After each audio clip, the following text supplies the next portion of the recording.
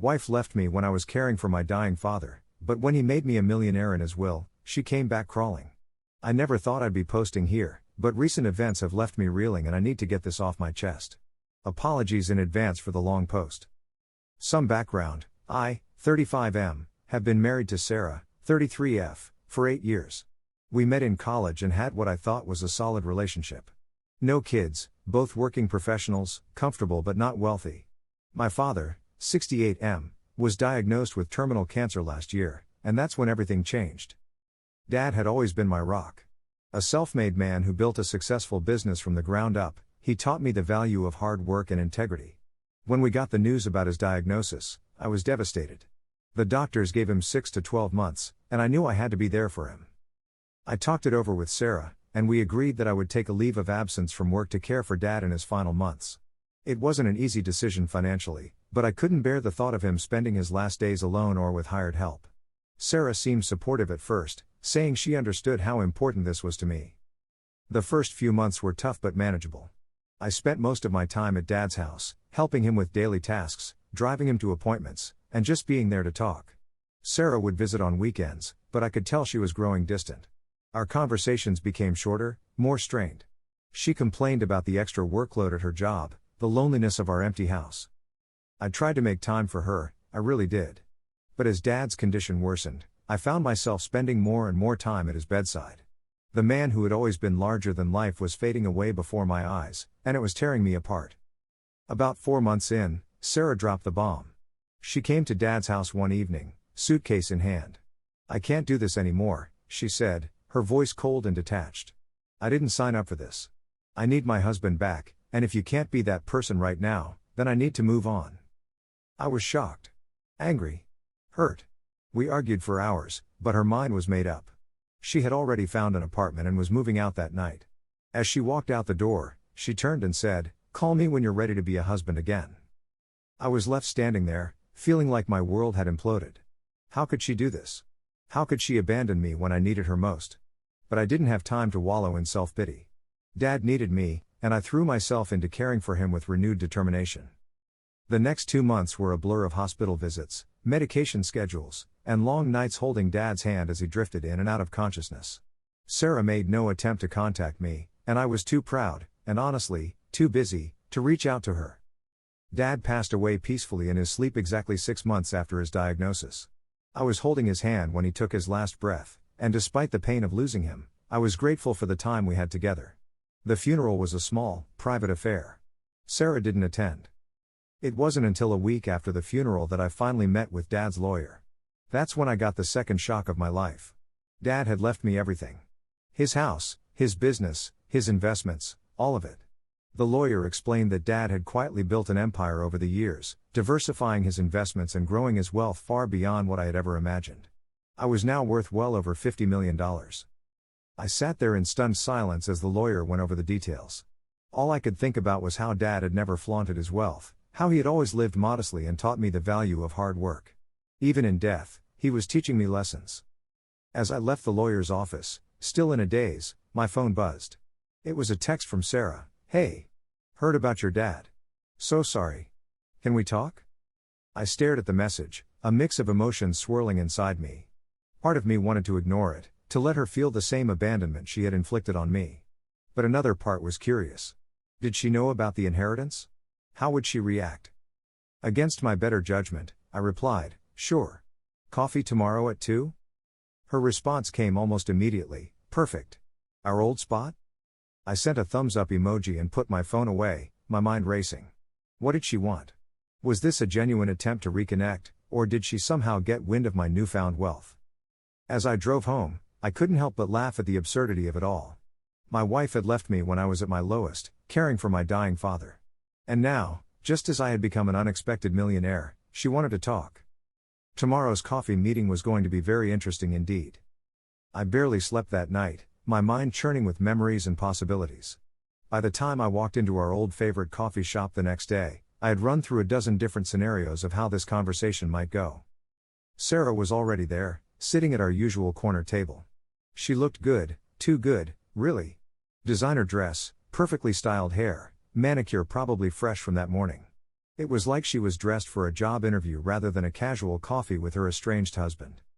"Hi," she said, standing up as I approached. She moved as if to hug me, then seemed to think better of it and awkwardly extended her hand instead.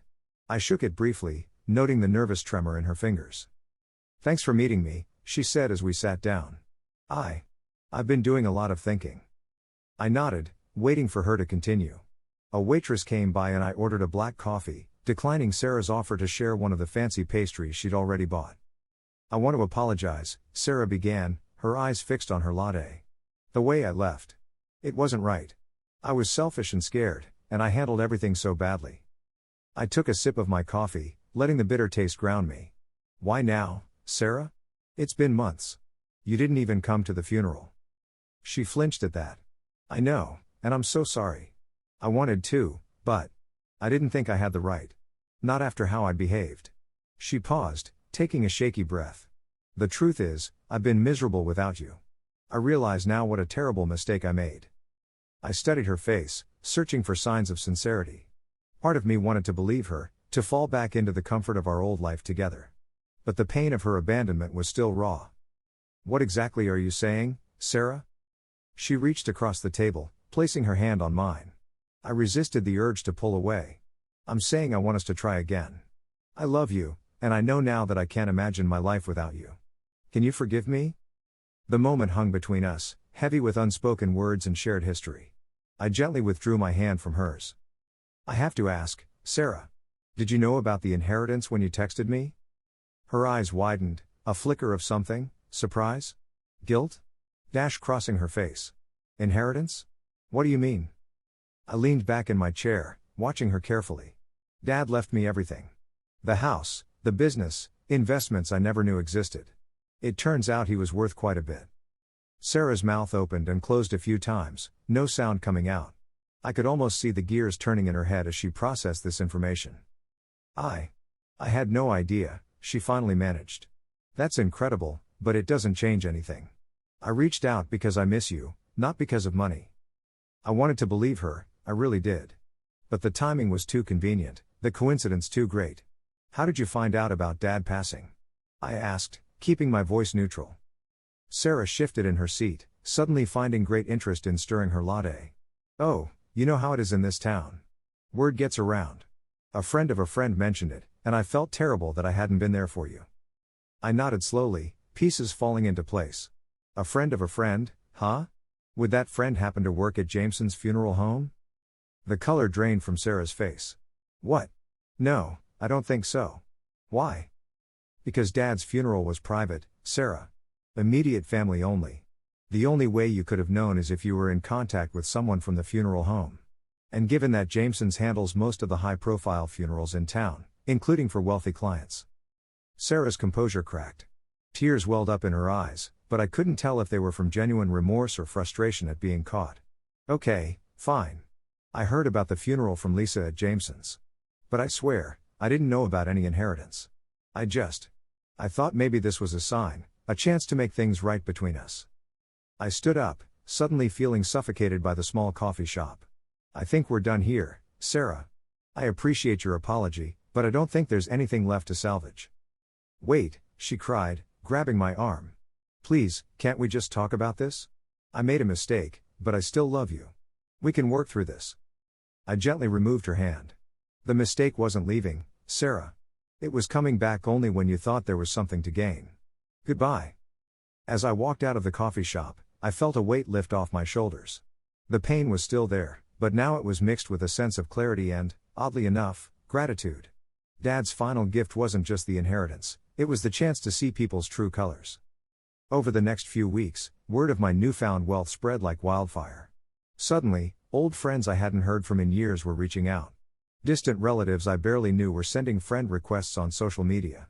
It was eye-opening and a little disheartening to see how quickly people's attitudes could change. Sarah made several more attempts to contact me, calls, texts, even a tearful visit to my house one night. Each time, I politely but firmly told her that our relationship was over. It wasn't easy, and there were moments when I wavered, but I knew in my heart that there was no going back. As the dust settled, I found myself at a crossroads.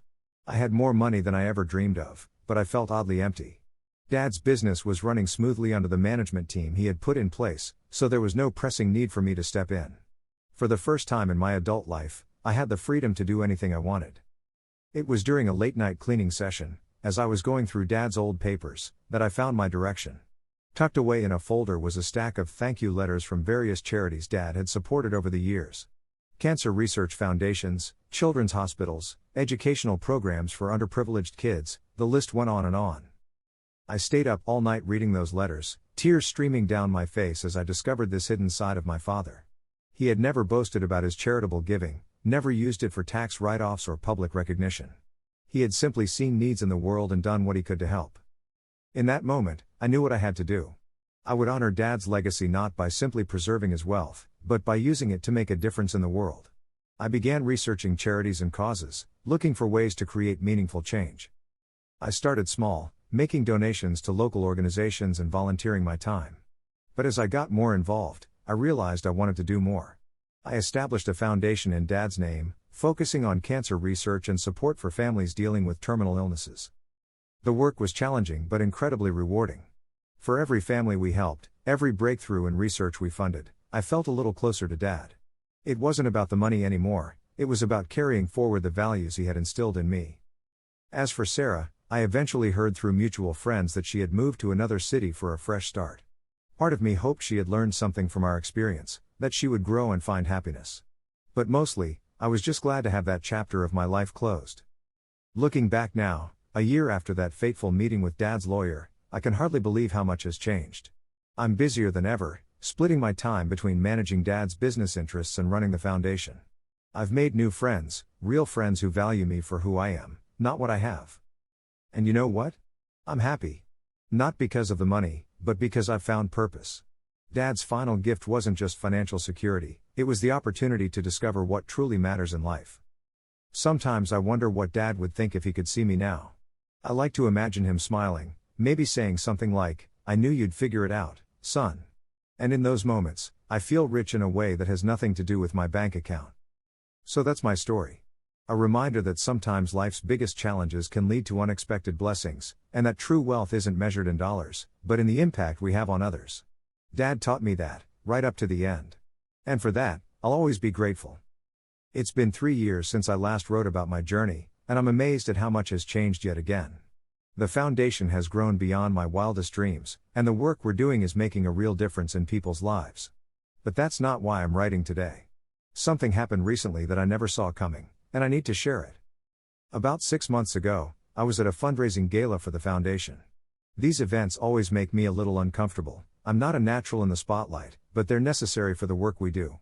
I was making small talk with donors when I quite literally bumped into her. Her name is Olivia, and she's a pediatric oncologist who's been working with one of the hospitals we support. We'd exchanged emails about grant proposals, but this was our first time meeting in person. She apologized profusely for spilling her drink on my suit, and I found myself laughing genuinely for what felt like the first time in years. We ended up talking for hours that night, long after the gala had ended. Olivia was brilliant, passionate about her work, and had a wicked sense of humor that caught me off guard. By the end of the evening, I realized I hadn't thought about Sarah or my past once during our conversation. Over the next few months, Olivia and I started seeing each other regularly. At first, it was under the guise of foundation business, but we both knew there was something more happening. I found myself looking forward to our meetings, feeling a spark of excitement I thought had died with my marriage. But I was scared. The wounds from Sarah's betrayal were still there, and the idea of opening myself up to that kind of pain again was terrifying.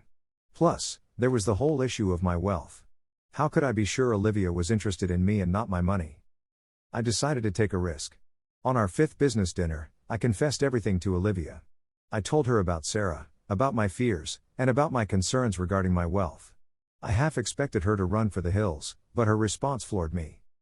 She reached across the table, took my hand, and said, "I became a doctor to help people, not to get rich.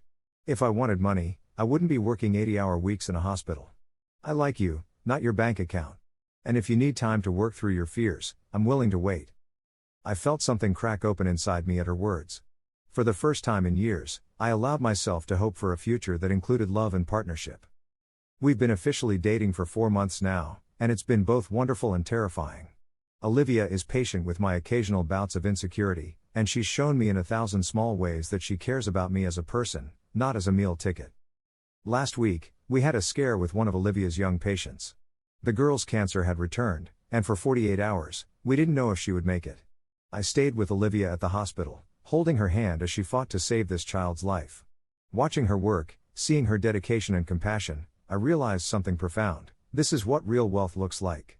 Not numbers in a bank account, but the ability to touch lives and make a difference. The girl pulled through, thanks in no small part to Olivia's skill and determination. As we left the hospital that night, exhausted but relieved, Olivia turned to me and said, "Thank you for being here. I couldn't have done this alone." In that moment, I knew that the walls I'd built around my heart were crumbling, and I was okay with it. More than okay, I was grateful. I'm not naive enough to think that everything will be smooth sailing from here. Relationships take work, and we both have demanding careers. There's still a voice in the back of my mind that whispers doubts, reminding me of past hurts. But for the first time in a long time, I'm excited about the future. Olivia and I are taking things slow, building a foundation of trust and mutual respect. We're learning to balance our work commitments with our personal lives, and it's not always easy. But every day, I'm reminded of why it's worth it. I think about Dad a lot these days. I wonder what he would think of Olivia, of the work we're doing with the foundation, of the man I'm becoming. I like to think he'd be proud. Not of the money or the success, but of the fact that I'm finally learning the lesson he tried to teach me all along, that true wealth lies in the connections we make and the lives we touch. As for Sarah, I heard she got remarried last year. I hope she's found happiness and learned from our past. I no longer harbor anger towards her. Instead, I'm grateful for the lessons our relationship taught me. Without that experience, I might not have recognized the genuine connection I have with Olivia. So here I am, 3 years after my last update, feeling like I'm on the verge of a new chapter. I'm still running the foundation, still honoring Dad's legacy. But now I'm doing it with a partner by my side, someone who challenges me, supports me, and makes me want to be a better person every day. I don't know what the future holds, but for the first time in a long time, I'm excited to find out. Life has a funny way of surprising you when you least expect it. Sometimes, the worst moments of your life can lead you to the best ones, if you're open to the journey. To anyone out there who's going through a tough time, who feels like they've lost everything, hang in there. You never know what's waiting around the corner. It might just be the beginning of the best part of your life.